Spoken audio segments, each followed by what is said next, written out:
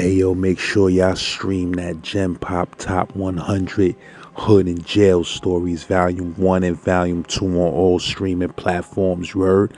Whatever you listen to music on, make sure you type in St. LAZ and them jail and hood stories is gonna pop up. Volume 3 is on its way. Volume 3 and 4 is on its way. You heard? Top 100 Hood and Jail Stories. Get at me. Hey yo, if you ain't see that new episode of the old Harlem, make sure you go check that, cause it's fire, you heard? Go in that comment section and tear it up. Rep that Slim Blunt gang, that comment gang, that Gen Pop gang. You feel what I'm saying? It's a whole hour. So, know what I mean? Soak that up. Pause. Text me or send me an email if you feel like you got a outstanding story that the world needs to hear. You heard? Z-Lord. Shout out to the bro Big Dice. You heard? One of the greatest storytellers on the channel. I mean, we ain't had no real serious Big Dice movie in a minute on here. You heard? I'm hyped. Shout out to the whole Utica Ave. Shout out to Crown Heights. Shout out to the whole BK. You heard?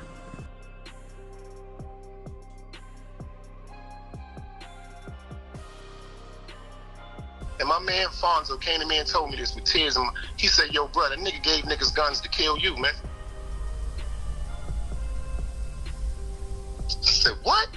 He said, yo, man, everybody you don't like got a gun and they waiting. In the morning, I don't drink before motherfucking 4 in the afternoon. But this one right here, when I watched that behaving shit again last night, I said, you know what? It was about 2:30 in the morning.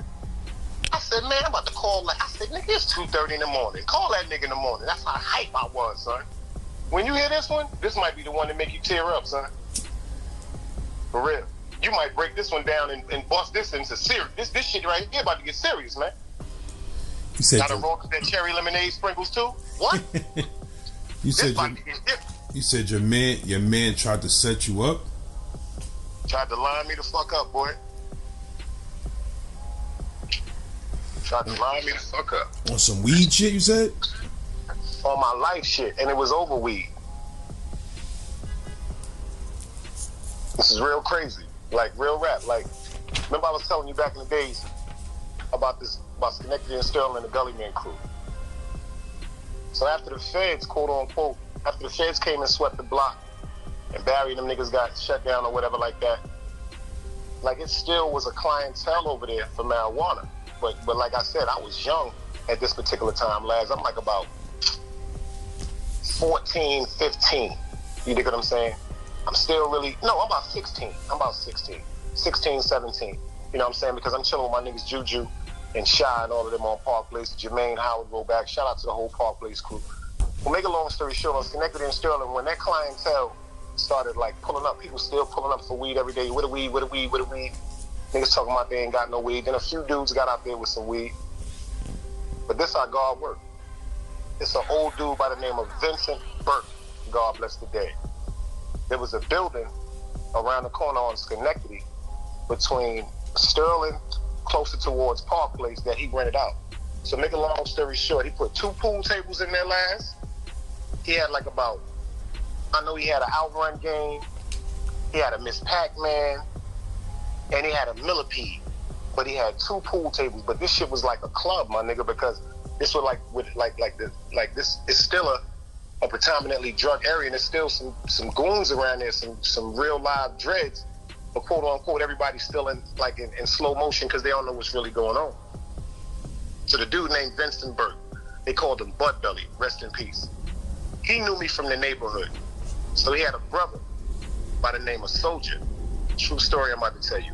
One night we in the game room, we chilling, smoking our weed and everything. I'm playing pool against this dude named Marlon, one of the best pool shooters I ever met in my life. So, you know, like a lot of people gravitated to me because of who I was from the neighborhood. Like, you know what I'm saying? Being from around the corner, and I always was on Schenectady and Sterling or away from Utica Avenue, because certain things that seemed like on Utica Avenue, a lot of my mother and father friends and my grandparents' friends, they had eyes on me. But on Schenectady, I could be really like be me. So this particular night, dude named Soldier, this is Bud Belly's brother. He just brought him from Jamaica. He fresh from Jamaica. He ain't been in New York a good week. But because he comes to the block of the notorious Gully Man posse, I guess in his mind, he thinks he has to create this persona or this image of somebody that he's not. To make a long story short, I came to him one night and I asked him for 2 dimes of weed because Bud Belly was selling the weed or whatever. I got the 2 dimes of weed. It was a girl named Tamika. She was cool. I used to like her or whatever like that, but he used to like her. And I guess this particular night, Mika was like, she was drinking a little bit. So when she walked up, she hugged me. She was like, "What up, Dice? What up, Dice?" So I didn't understand how the energy between me and Soldier went from respectably and calm to, "Yo, take the weed and just move now." Like, that's what he said to me. So I'm looking at nigga, I'm like, "Yo, what's wrong with you, my nigga?" This nigga Laz just started sucking his teeth, talking in patois, mumbling under his breath. So back then I'm young, I got that ego on me, I'm acting stupid. I'm like, "Yo, what you think it is? Like real rap, like I don't give a fuck where you from. Like, it ain't about no racial shit, but nigga, I'm from Utica Avenue." He started running his mouth. Make a long story short, we start arguing. So this dude has the nerve to reach under the counter like he was going for a gun. I ain't gonna front to you, Laz. I turned dead in the Carl Lewis, baby. Shot right out the front door. I ran right out the front door, made the left, I made the right on Park Place. My ass is running. I'm talking about, I'm not running because I'm scared when I'm on Park Place. I'm running because I'm going to the crib to get my gun.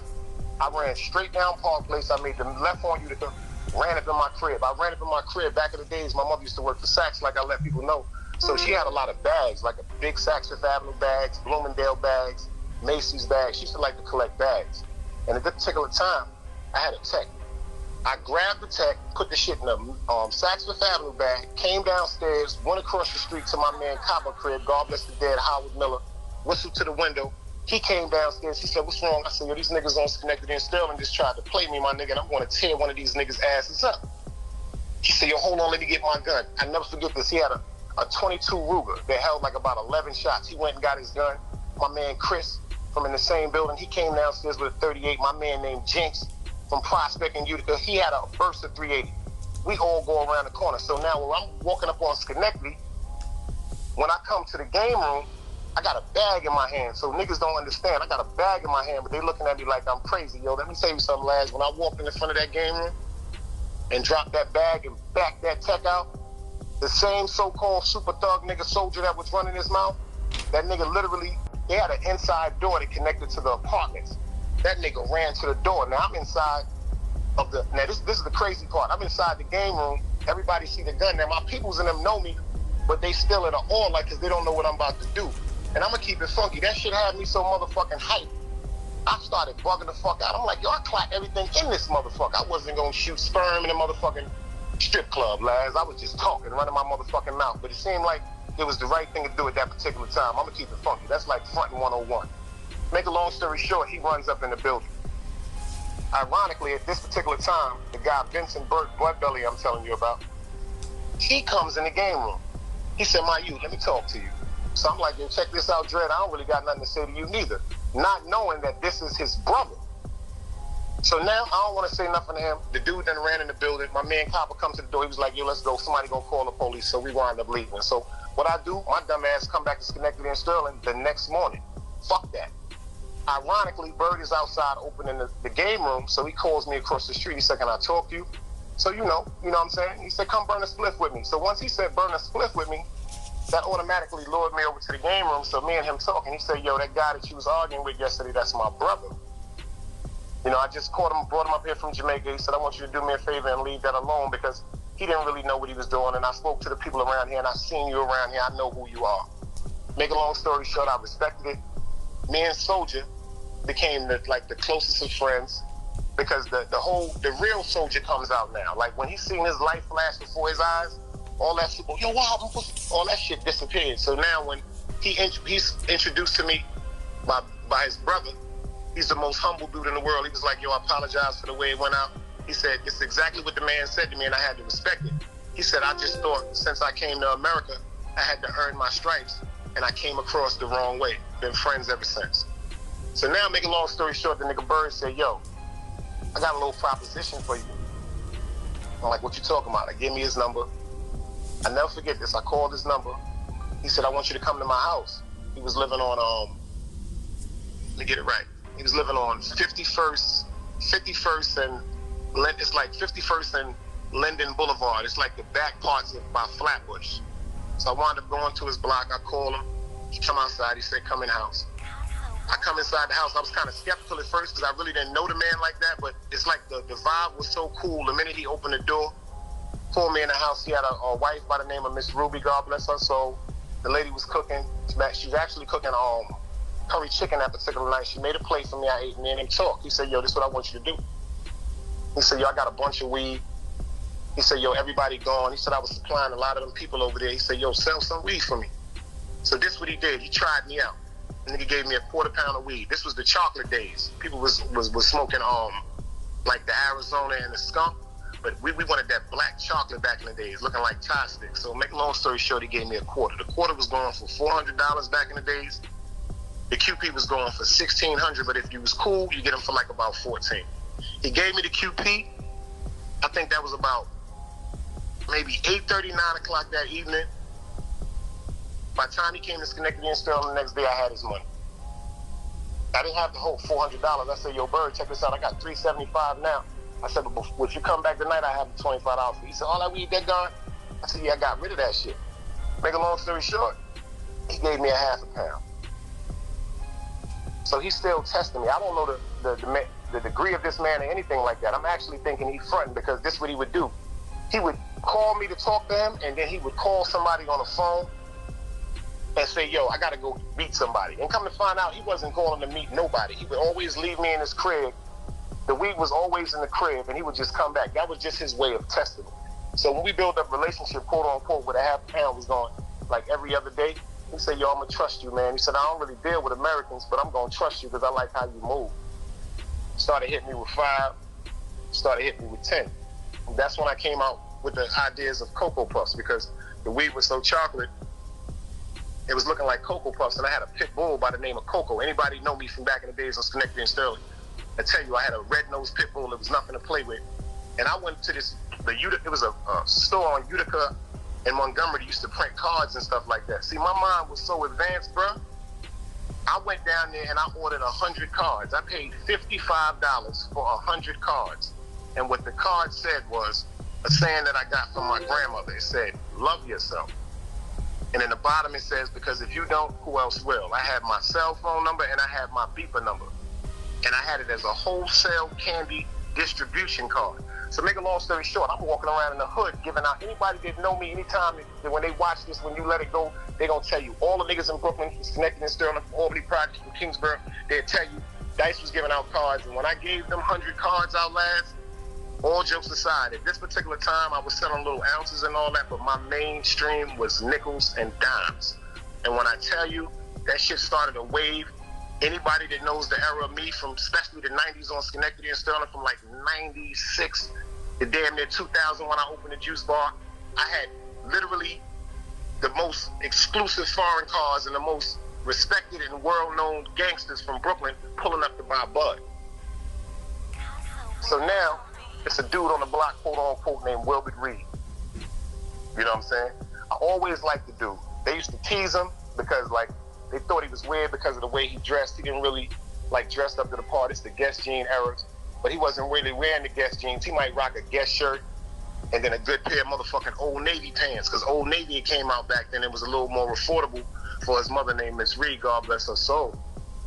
Make a long story short, me and him start chilling. Like this is what I call one of my friends. Like I said, now I'm around 18, almost 19. I'm calling this like one of my real friends. Like I'm at his house, but I can't come in his house. I'm gonna tell you the story. I can't come in his house because at this particular time I could only smoke in the hallway because his moms had heard stories about me in the street. Mind you, yet I had to respect that because she heard certain stories about me. But the sad part about the world is, LAZ, people will judge you about a story they heard, but they never ever ask what made the story occur.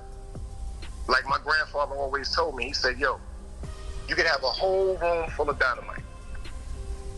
It will not go off until it's ignited. People don't really want to hear the story about the ignition that leads to aggression. So make a long story short, we chilling. But my mom's accepted him and he's always in my house.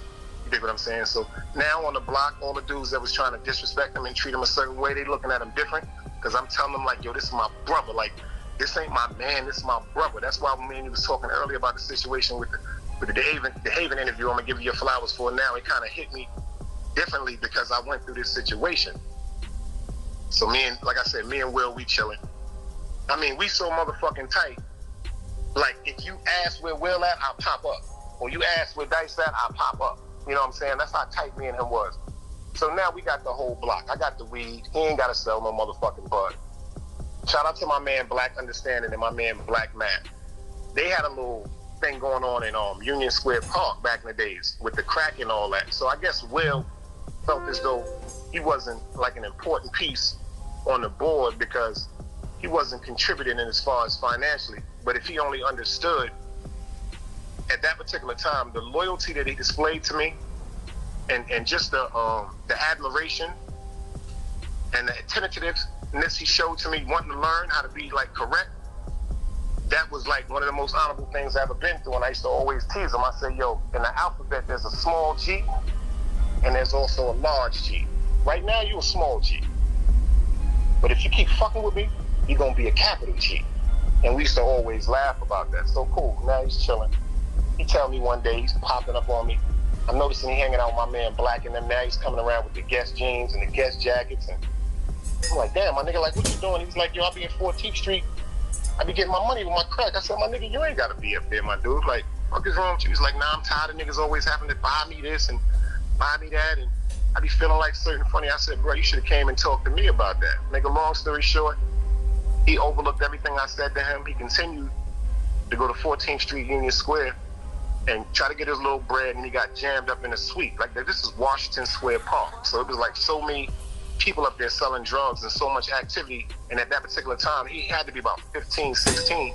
He stood out. Now, if he'd have been older, like us now in Washington Square Park, he might have been able to blend in a little better. But number one, he wasn't from Manhattan. He was from Brooklyn. So that's another thing he's going to stick out like a sore thumb. So his attitude was a little more aggressive as far as running people down, trying to make sales, and that's how he got caught. He did his little bid. I think he did like about 9 months, 10 months on the island. He came home. I seen a side to my man that a lot of people didn't see.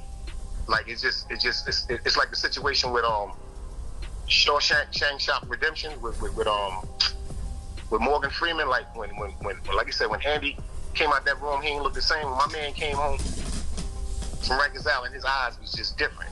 You know what I'm saying? We never went into no conversations, but I just knew his eyes was different. So then I really cuffed him closer to me because now I see he really need me. So now, one night he's supposed to be going to the store to get a 64 ounce of Valentine Ale. Back in the days, they had these 64 ounces that came out. So he gets on my man Peanut bicycle. It's like a mountain bike. So he rides to the store.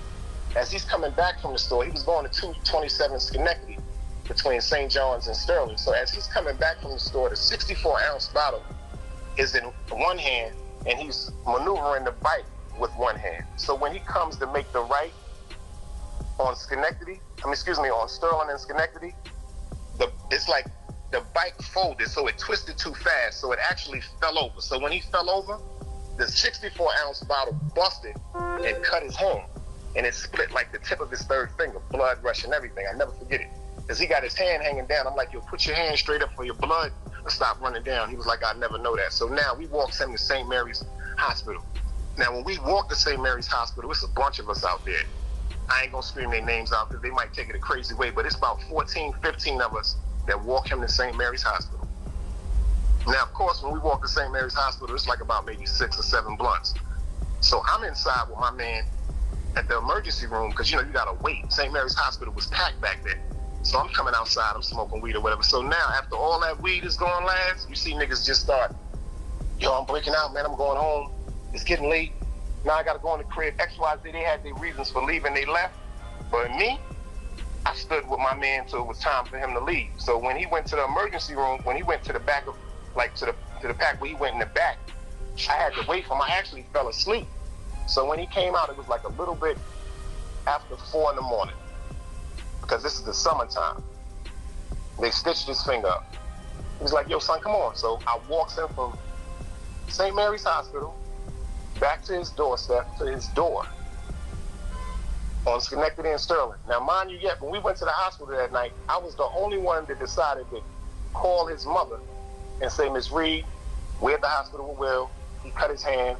He'll be all right. I'll make sure he get home. When I walked that dude back to the crib, it was like, by the time we got back to the house, it was like a little bit, like 4:40 or something like that. So it's the summertime, so now the sun is coming up earlier. So I'm trying to tell him to go ahead in the building because we talking in the hallway, because I kept a bag of weed in the stash because niggas ain't have no bud. I was always the one that had the bud. So I kept a bag of weed in the stash, and I said, you know what? Let's smoke before you go in the crib. So we're in this hallway smoking. His mom's come to the door. I never forget Miss Reed. God bless her soul. She was like, yo, y'all can come inside. Now, the reason why I'm in shock is because I'm the one that she was telling him, yo, I don't like you around that boy Dice. He dangerous. Something gonna happen. Nigga, long story short, last, when I walked in the lady crib, I'm so shocked. I never been in her house when she was there. You dig what I'm saying? So when I went to walk to the kitchen, she said, I knew you've been in there before. She said, but you know what? From this day forth, you're welcome in my house, and I apologize for the way you treated me, for the way I treated you. And I'm like, what you talking about, Miss Reed? She said, I judged you so wrong because of things I heard in the street. She said, but one thing I know about you on God's word, you're the only one that's here with my son right now, so you really his friend. So that meant the world to me. You dig what I'm saying? So I'm like, damn, now my man moms is on me, we good and everything like that. So cool, make a long story short, Miss Reed got sick. You dig what I'm saying? And she had to go to Kings County Hospital. She wound up coming back home. Now the following week, he had to go back to Kings County Hospital from St. Mary's. They transferred his hand case to Kings County Hospital because, you know, it was better, I guess, doctors or whatever like that, because that's where we just walked to because it was the emergency room that night because we was on Schenectady. So when he goes to Kings County, they set him up for a surgery, a corrective surgery on his finger. By some type of way, quote unquote, they messed up and cut off the top of his fourth finger. Like cut it completely off. Like the top of it by his nail, cut it off. So automatically, that's a lawsuit. So now, he like, yo, guys, I got a motherfucking lawsuit, but they telling me, quote unquote, I could have another lawsuit if I could sue the people where I fell at. The reason why he couldn't say he fell on Schenectady and Sterling, because if he'd have said he fell on the corner of Schenectady and Sterling, it might have been a problem to the landlord, because this is the building where him and his mother lived at. Back in the days, it used to be a liquor store warehouse. Up the block next to 227 is a liquor store on Schenectady. Right now on Schenectady and St. John's. Well, back in the days, that corner building was the warehouse, but now it's the actual Chinese restaurant. Yo, LAZ, if I'm dying, my mother get pushed out of heaven. We walked around Brooklyn literally for about an hour and a half, 2 hours. And when we was coming back up Utica and Atlantic, we happened to look across the street. It was a gas station on Utica Atlantic. It's a gas station there now, but the one I'm talking about, it was a real old piece of shit gas station where, like, you had to go up to the window. I said, yo, you see that right there? I showed him the actual hole on the ground, right? We went to the lawyer. He had the address for the lawyer. The lawyer told him he had to, quote unquote, get pictures. The lawyer and the investigative team came and met him, took him down to where he supposedly fell, took pictures. The lawyer says you have two lawsuits now. You have a lawsuit with the people at the gas station that fell, and you have a lawsuit with Kings County for malpractice. Now, the reason why it's taking so long to build up the calculations for this lawsuit is because the person that owned the property of the gas station at that particular time had lived somewhere in California. It was a widow E. It was a lady that was a bunch of money. So make a long story short, she settled out of court. And the lawyer told my man, he said, yo, do not take these settlements they're trying to give you right now. He said, if you give me 3 years, I make sure you have at least $4 million. But see, at that particular time, they was offering him $855,000. So you got to think about this. A dude that ain't used to really having a certain amount of money, they tell you, we gonna give you a check for $855,000. What he did when he went to the lawyer's office, he just signed his John Hancock. And if you ain't listening to what I'm saying, I tell people this: don't put that John Hancock on nothing, because that's your life. So cool, when he signs the John Hancock, because he's talking about he don't want to wait, fuck that, he need his money, la la la la la la, he wound up getting $855. After the lawyer got their money, after the process of the court and everything got their money after he paid the taxes up front on the money. He wound up getting a little bit over $450,000. I never forget it. He was like, yo, son, we rich. So I'm like, we ain't rich, you rich. I never forget, we went to Paragon on 14th Street, and he bought me a pair of 1500 New Balance. Them shits was like about $250. He bought me a pair, bought him a pair. You dig what I'm saying? We come back to the block. So we chilling.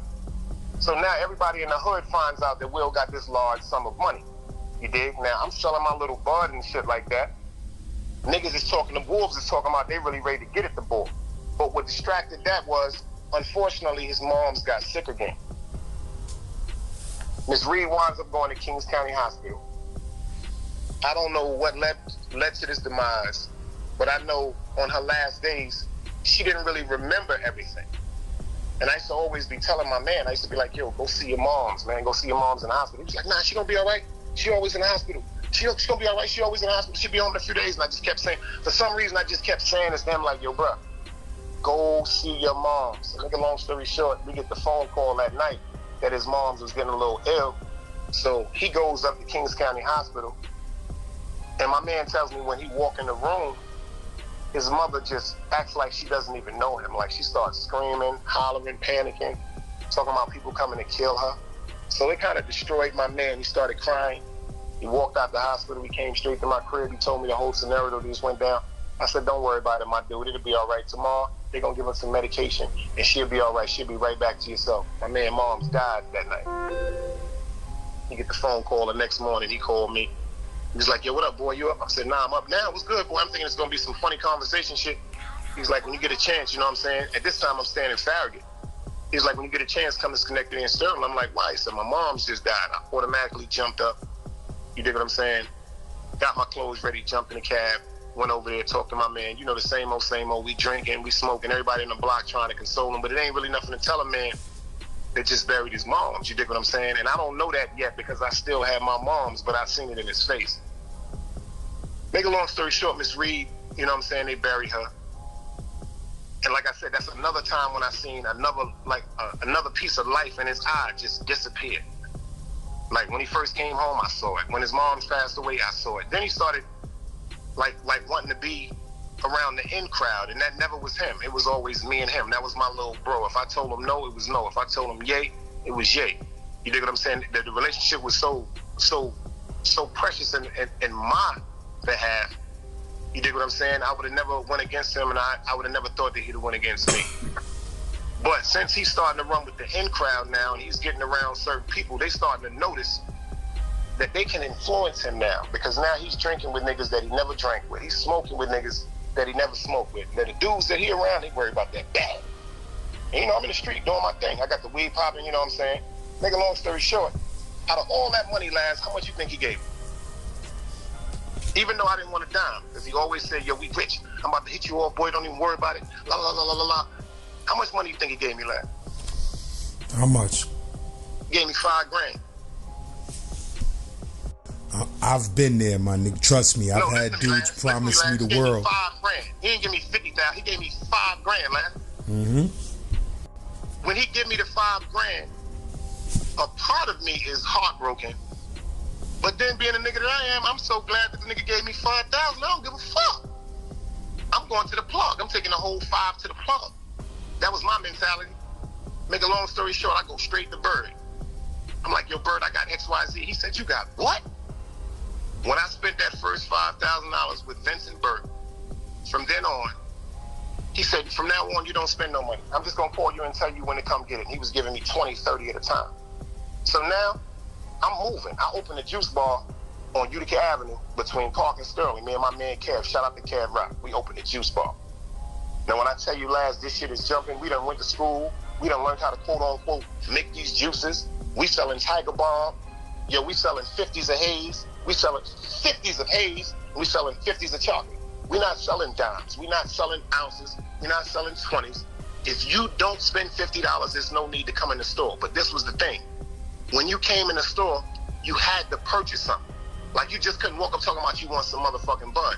We had fresh carrot cake in there, we had pound cake, and we made fruit juices. So you had to purchase something. So now that the game, now that the juice bar is jumping and all that, now niggas in the hood really starting to see a nigga playing. You know, the vehicles is coming out. I'm moving more militant. I'm moving more discreetly. Then Will says to me one day, yo, I'm about to give these niggas on the block some bread and shit. I'm like, you about to give niggas on the block some bread for what? He was like, nah, because quote unquote, you know what I'm saying? I did know these niggas from when I was a kid. And like I looked out for you, I'm gonna look out for them. So me, I'm enraged and I'm furious. But I gotta respect my man's decision, even though I see something dangerous coming. But what I'm telling myself is, yo, this nigga's trying to play himself. Them niggas done got him so hyped, he think he tough. And now he trying to disassociate yourself away from me to get to them. I'm like, damn, nigga, you still got like 400,000. You buying Louis, like these, you bought a bottle of Louis the 13th or Louis the 30th, some shit. Shit was like $4.50. The shit came with a fucking like a suitcase handle from the liquor store, bruh. You know what I'm saying? This is a nigga that went from buying Valentine Ale. Now you buying Louis. So your whole switches up. So now I'm starting to notice on the block, I'm doing my thing. God bless the dead. I had another nigga that was really getting changed for me. His name was Christ the King. He out there telling me, like, yo, Dice, these niggas is plotting. These niggas don't like you. XYZ, the nigga Will, he running with the enemy. Niggas want to get at you. And I'm like, nah, this shit can't be. So I'm calling my man Will. I'm like, yo, bro, you like you heard my name come out of any of these niggas' mouths or anything like that? He was like, nah, son. You know, if I heard something about quote unquote niggas' names, playing your name, we know we doing, la la la. And I know in my heart he not like that, but I'm believing it because I'm thinking his loyalty to me is my loyalty to him. The same equivalent, but it wasn't. So now my man Christ, God bless the dead, he had a heart murmur that he never told nobody about. So about 2 months after that, my man Christ was playing ball, wound up passing out, went to the hospital. Unfortunately, we lost him. Rest in peace. And then I had another dude by the name of Fonzo out there that was getting his bread, and he telling me the same thing now. So now I'm looking at niggas. Niggas is looking funny, you know what I'm saying? And I never forget, the name they called out, it was my man Cannonball, my man Lance. You dig what I'm saying? Shout out to the Miles family. You know what I'm saying? God bless her soul, Miss Miles from Sterling Place, one of the most beautiful women I've ever met in my life. She got beautiful children. Shout out to Bridget, shout out to Sheila, shout out to my man Light.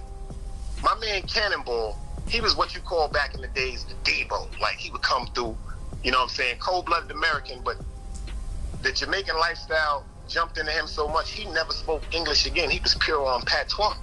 He got a little brother by the name of Frankie Paul. Shout out to my man Frankie Paul. So one day, I see Cannonball, right? He walk up on me. True story.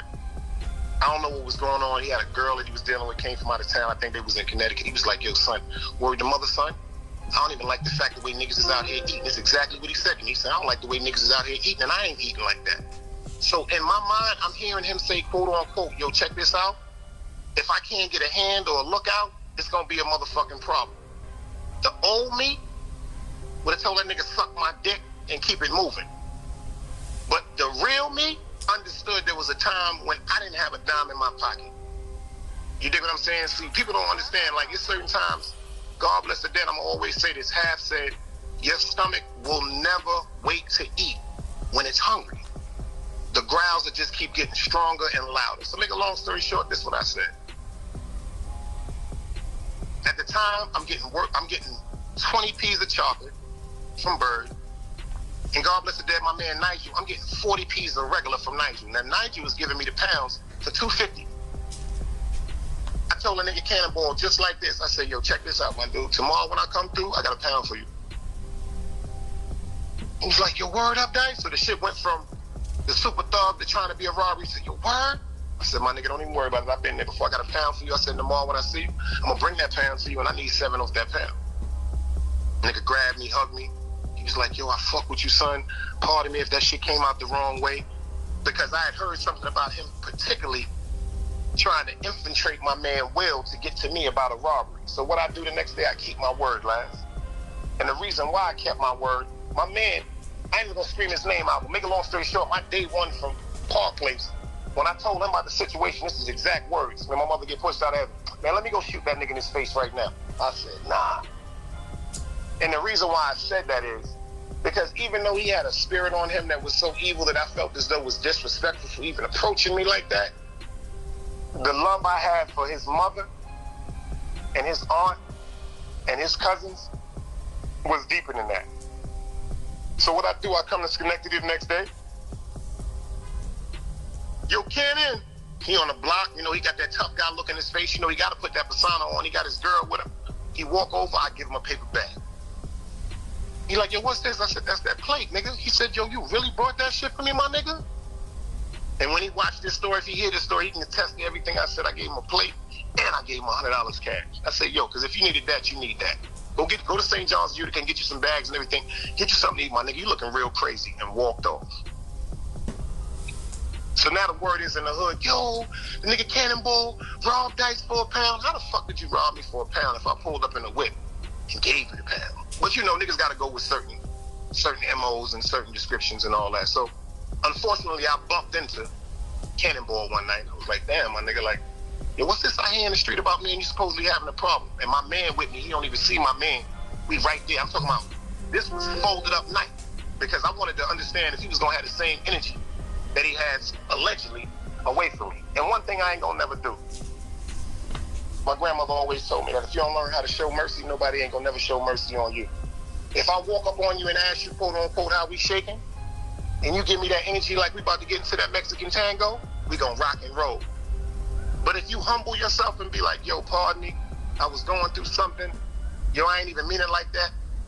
Me respectfully being the person I am, I'm gonna respect that and honor that because there's times when I get out of character, there's times I've got out of character, and there's times I've said some of the most disrespectful things and I really didn't mean it. I was just controlled by my emotions. So back to Will. Will come to me one day. He was like, yo, son, I heard you fuck with the nigga Cannonball. I said, I don't fuck with the nigga Cannonball. I get a nigga a plate. He was like, yo, you know nigga ain't gonna pay you that bread. I said, I know. He said, why you gave it to him? I said, because that plate was to keep him away from me. Because now if he comes around me after I gave him an ample opportunity to get on his feet, because we all start out the same way, LAZ, butt naked and covered in blood. Once I give you an ample opportunity to become a boss or do whatever you got to do to maintain, and you go against that, and you come to me again, this means you want to die. That was just my quote-unquote mode back in the days. But you know, he went out of town, he got his thing together and whatever, and shout out to the nigga Cannonball. So now I'm starting to notice that Will, when I'm calling him, my mother got him his cell phone. Back in the days, before cell phones came out, there was a Radio Shack in Kings Plaza. And because of my mom's credit, we got two cell phones. We got two Sprint. There was two Sprint Radio Shack phones that you had to fold up, one for me and one for Will. Nights and weekends free, $69.99 a month. Nights and weekends free, $69.99 a month, and we was only getting 500 minutes. If people remember how the plans was back in the days. My mother got this nigga his cell phone, bro. So then he was living, after his mom passed away, my man Mac, shout out to Mac, moved in with him. Mac started doing his thing. A couple of dudes tried to come at Mac with some slick shit. Mac came to me and told me how my name came up again. And this is the part that broke my heart. Will hated me so much at that particular time, or was so envious at that particular time of the love I was getting. It wasn't even, the money was coming, but the love was more pure to me. Like, for real, LAZ, I was getting so much money, that shit didn't mean nothing to me. But the love I used to get, like to really walk through the block and see my man moms or my man sister, yo, Dice, I'm fucked up. Let me hold $5 to pull out a dub and be like, yo, I love you, doodlehead. Walk away. Like certain things I felt as though was honorable. I just would never trade that for the world. You dig what I'm saying? Make a long story short, Will started feeding dudes on the block. He started putting work on the block. The block that I brought back to life after everybody decided it wouldn't happen. I took a block that was doing what? $100 a day and weed to about maybe $8,000, $9,000 a day, nickels and dimes. So everybody that he knew I didn't feel with or have a respect for, he decided to give work to. Found out about that, it broke my heart. And you know, my day ones, I'm talking about my day ones from Utica Avenue, y'all know who y'all are. They was in my ear like, yo, what's up with them niggas on Schenectady? I'm hearing some funny shit in the hood, my nigga. And my response to everybody that came to me like that was, if it was something funny, I'd have been told you about it. And that's how that conversation ended. When people spoke like men, we honored each other's words, because if it was ever a problem with me, I ain't never called nobody for no help. You dig? But if I ever was to call niggas for help, I know what it's gonna lead to. Somebody gonna die. You dig what I'm saying? Like somebody's family is gonna be missing their children. Somebody gonna go to jail, and that ain't really my thing, lads. Like real rap. Sometimes if you could walk away from a snake, let a snake go the other way, man. Sooner or later it's gonna get ran over by a car. You ain't got to chase that motherfucker. But with Will, he turned into Nino Brown or some shit like that. And then he went and bought about maybe 8 or 9 guns. I'm talking about assault rifle, a couple of handguns, and passed them shits out on the block. And my man Fonzo came to me and told me this with tears. And he said, yo, bro, that nigga gave niggas guns to kill you, man. I said, what? He said, yo, man, everybody you don't like got a gun and they waiting.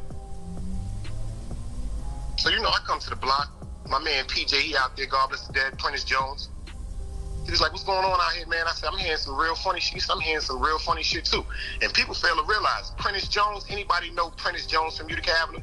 He ran with niggas like Squint, Ham Johnny, Country James. When this man came home from jail last, like I said, if I'm dying, I'm flying, I'm flying. This man walked up to me, said, I'm going to keep it funky with you. I heard about you in the mountains. I heard you got the area locked down. He said, I don't know how to do nothing but kill.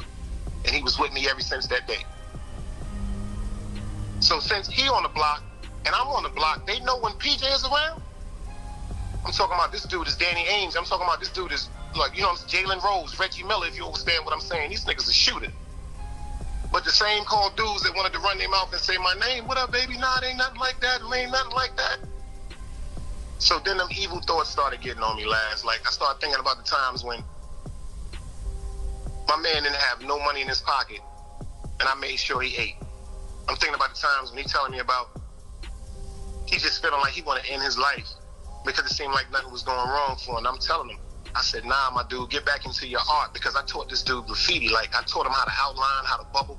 I said, get back into your art. And he started drawing and everything like that. But when he got that money, he just turned into something else. Then he had a child. Then he had a baby mother. Then he's smoking weed all day. Then he's drinking all day. And I just thought about it. I said, damn, my nigga, like, I just called him one day and I said, yo, bro, what did I ever do to you? Like, that made me hate you, like made you hate me. Like, if I did something to you, bro, just tell me right now so I can apologize, because I love you. Like, I literally told the nigga, I said, bro, I love you so much.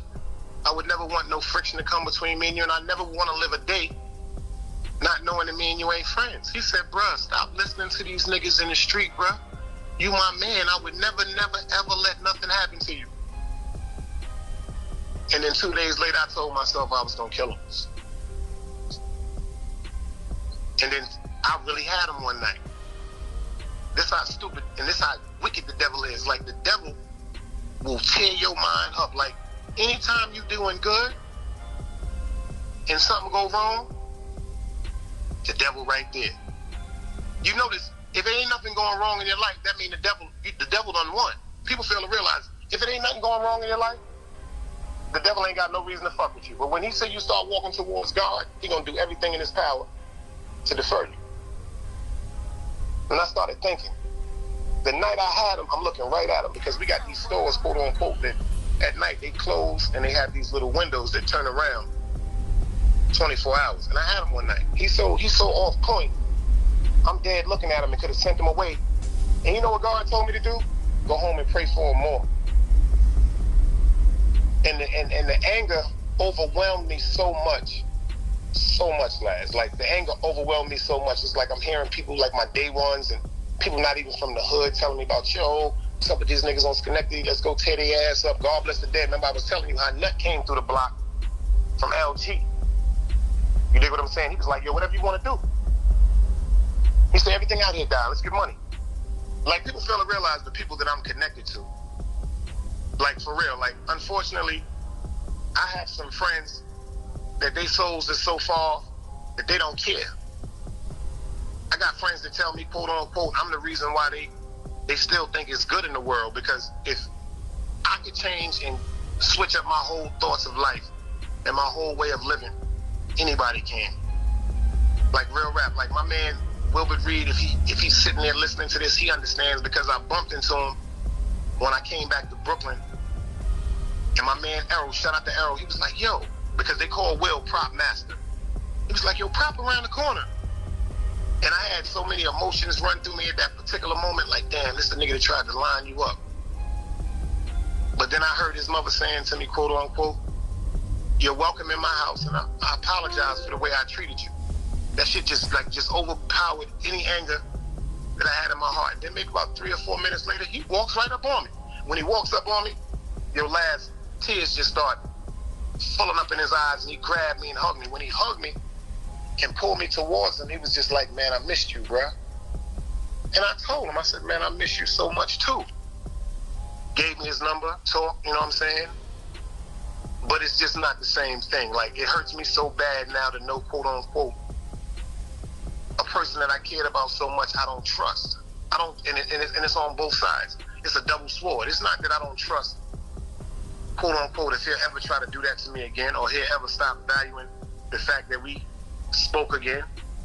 But then it's a side of me sometimes that might snap. There be times I be missing my mother and my loved ones and friends and all that. I might just snap to an error and do something to him. And I'm not sure that I wouldn't do nothing to him. So God told me to stay away from him. That's why that situation with David and JC kind of hit me hard, because when you love somebody as a brother, like his hurt is your hurt, and my hurt is supposed to be your hurt. When I'm up, you up. When you down, I'm down. Like I said, me and this dude was so tight from when we was younger. Like, it was times when I would take records out my mother's house. He would take records out his mother's house, and we would go sell them on Fulton to go buy bags of weed.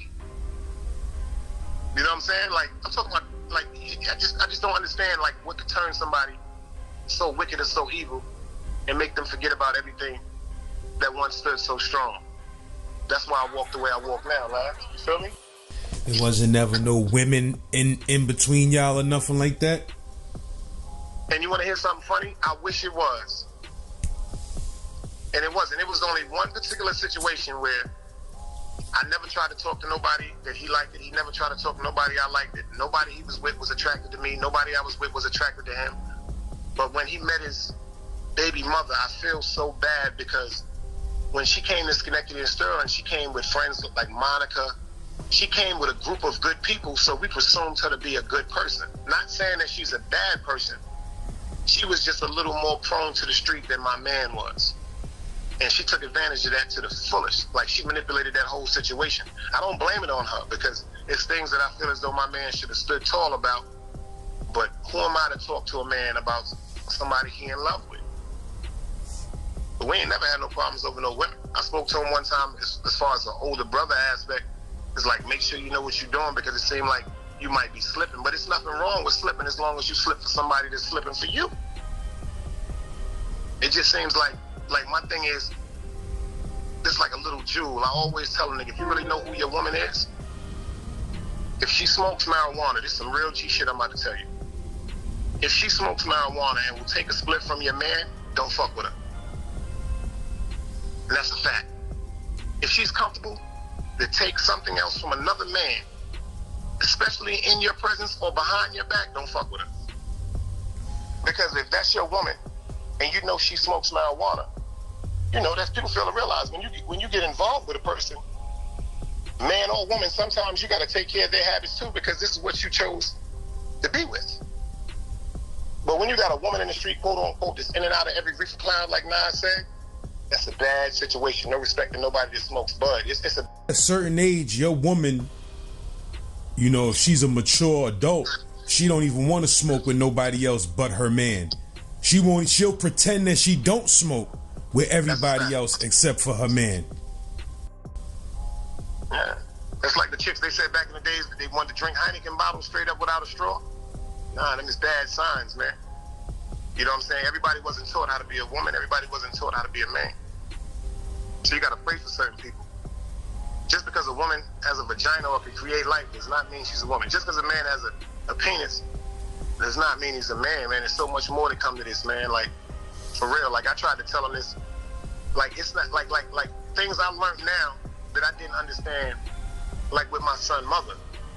When I got with my son's mother, there was certain things that was going on in her life that happened way before I even got in her life that I ignored because I didn't understand the effect of trauma and what it could do to a person at that young age. I met my son's mother when I was, 18, 17 years old, some shit like that. So certain things she went through and her family, damn, like a lot of signs that I saw as a child that if I came across that now, I would automatically get away from. Not because of her being a bad person, because of me not wanting to go through any type of heartache or headache. You dig? Because what's instilled in someone from a child is how they're going to act when they're an adult. Simple and plain. It's going to be polished up, simple and plain. If you come from a family, quote unquote, I don't care if people getting high, I don't care if people drinking, it's still morals and values. Alcohol, people fail to realize, alcohol and drugs, they demoralize certain situations, but they don't demoralize the mind until they just leave completely. When you say fuck everything, that's it. There's some people that smoke crack that never prostituted.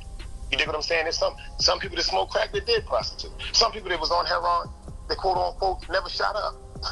So it's an aspect and it's a view and a level on everything in life.